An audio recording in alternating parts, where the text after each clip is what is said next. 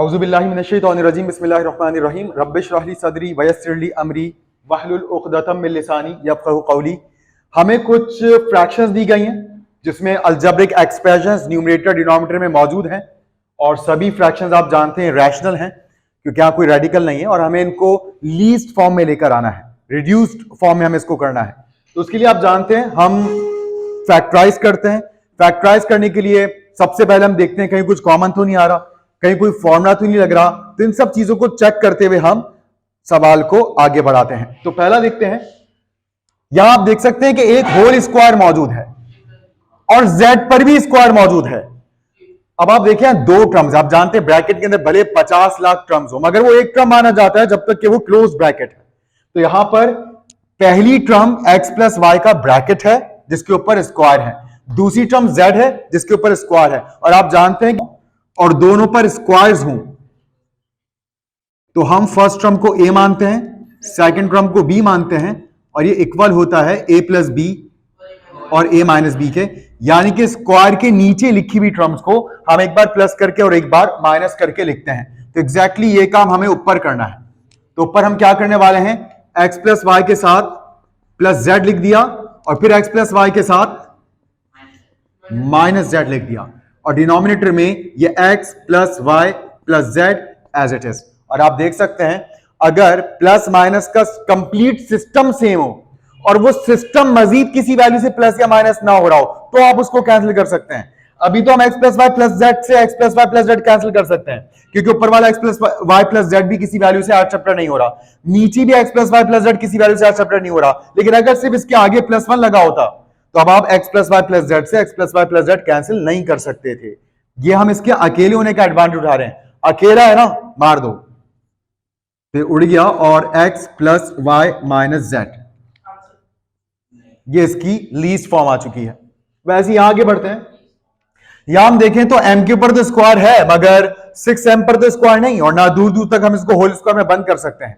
तो इस वजह से यहां पर हम कॉमन लेने पर जाएंगे। तो अगर आप देखें तो फर्स्ट ब्रैकेट की दोनों टर्म्स में हमें m दिखाई दे रहा है। इसका मतलब ये हुआ कि हम यहां m कॉमन ले सकते हैं और m स्क्वायर में से एक m बाहर एक m अंदर, माइनस साइन के बाद m बाहर 6 अंदर और यहां 3m प्लस 15 में कोई वेरिएबल कॉमन नहीं है मगर एक नंबर कॉमन है 3, जिसके टेबल में 3 भी आता है और 15 भी आता है। तो 3 हमने कॉमन लिया, 3m में से 3 बाहर m अंदर, प्लस साइन के बाद 3 5 जा 15 और डिनोमिनेटर में अगर आप देखें तो 2 कॉमन आ रहा है और 2 अगर कॉमन लें तो 2m में से 2 बाहर आने के बाद m रह गया और माइनस साइन के बाद 2 6 जा 12 हो गया।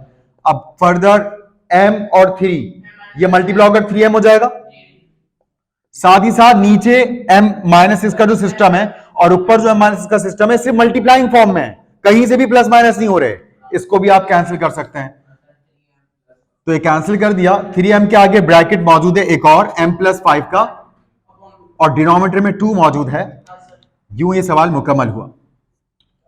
बिल्कुल ऐसी यहां पर अगर आप देखें तो यहां 3 टर्म्स हैं, याद रखिएगा 3 टर्म्स की फैक्टराइजेशन के लिए सबसे पहली चीज हम चेक करते हैं कि क्या फर्स्ट टर्म और थर्ड टर्म अरेंज होना चाहिए, मतलब पहले एक्स स्क्वायर वाली टर्म फिर एक्स वाली टर्म और फिर कांस्टेंट।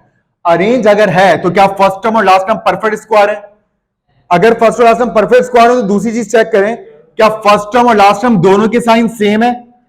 अगर दोनों परफेक्ट स्क्वायर भी हो, फर्स्ट और थर्ड टर्म्स दोनों के साइन सेम भी हो तो आप a प्लस बी का होल स्क्वायर और a माइनस बी के होल स्क्वायर का फॉर्मूला यहां पर अप्लाई करने का सोच सकते हैं। वो भी इसलिए सोच सकते हैं क्योंकि फिर मिडिल टर्म को भी चेक करना होता है, तीसरी चीज कि मिडिल टर्म भी बराबर आ रही है या नहीं आ रही। तो जाहिर सी बात है यहां a माइनस बी या a प्लस बी के होल स्क्वायर के फॉर्मूले में हम नहीं बंद कर सकते, इसलिए अब 3 टर्म्स को फैक्टराइज करने का एक ही तरीका बचता है, मिडिल टर्म ब्रेक मेथड। तो middle term break method numerator में भी होगा, middle term break method denominator में भी होगा। तो आप जानते हैं सबसे पहला स्टेप 1 3 जा 3, हमें दो ऐसे नंबर चाहिए न्यूमरेटर के लिए जिनका प्रोडक्ट 3 हो but according to the sign of the last term अगर एक नंबर में से दूसरा नंबर माइनस हो तो 2 आए।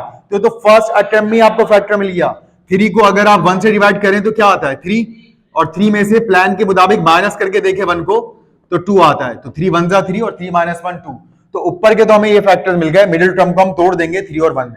नीचे भी आ जाए तो 1 2 जा 2, हमें तो ऐसे नंबर चाहिए जो मल्टीप्लाई तो 2 आए and according to the sign of the last term minus हो तो 1 आए क्योंकि मिडिल टर्म में 1 है तो 2 1 जा 2 होता है और 2 माइनस 1 1 होता है। तो ऊपर हम लिखेंगे एक्स स्क्वायर, 2x की जगह लिखेंगे 3x और x -3, और यहां बहुत ध्यान से साइन लगाएंगे। आपको पता है माइनस के प्लान में मिडिल टर्म अपना साइन बड़े नंबर को देता है, तो 2 के साथ माइनस है, -3 को मिलेगा, x को प्लस मिल जाएगा। नीचे जो x है वो टूटेगा 2x और 1x में, x या 1 लिखने की जरूरत नहीं होती, और आगे -2। इधर भी माइनस का प्लान है, इधर भी मिडिल टर्म अपना साइन बड़े नंबर को देगा, मिडिल टर्म में माइनस है, 2 को माइनस मिलेगा और x को प्लस मिलेगा।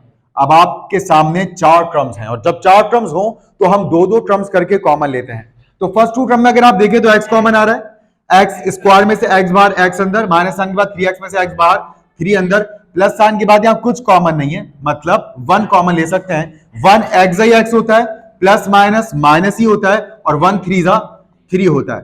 डिनोमिनेटर में चलते हैं, यहां पर फर्स्ट 2 टर्म में से x कॉमन आ रहा है, एक्स स्क्वायर में से x बाहर, 1x अंदर, माइनस के बाद 2x में से x बाहर, ब्रैकेट में 2 आ गया, प्लस साइन के बाद अगेन यहां कुछ कॉमन नहीं है तो 1 कॉमन लिया, 1 x होता है, माइनस प्लस माइनस ही आएगा, और 1 2 होता है। क्योंकि जो आप कॉमन लेते हैं उसके साइन से आप हमेशा इस साइन को ब्रैकेट में लिखने से पहले मल्टीप्लाई करते हैं।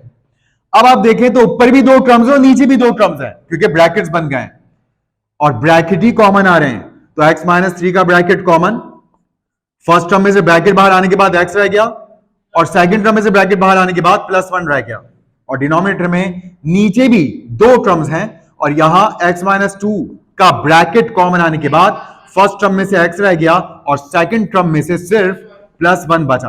अब ये ब्रैकेट्स के सिस्टम मल्टीप्लाइंग फॉर्म में, इट मींस अगर हमें ऊपर नीचे कोई भी सेम ब्रैकेट मिल जाते हैं वो हमारे निशाने पर है, हम उनको कैंसिल कर सकते हैं। तो यहां पर x +1 से x +1 कैंसिल, और इधर x -3 ओवर x -2 रह जाएगा, और यही दिए गए फ्रैक्शन की लीस्ट फॉर्म है।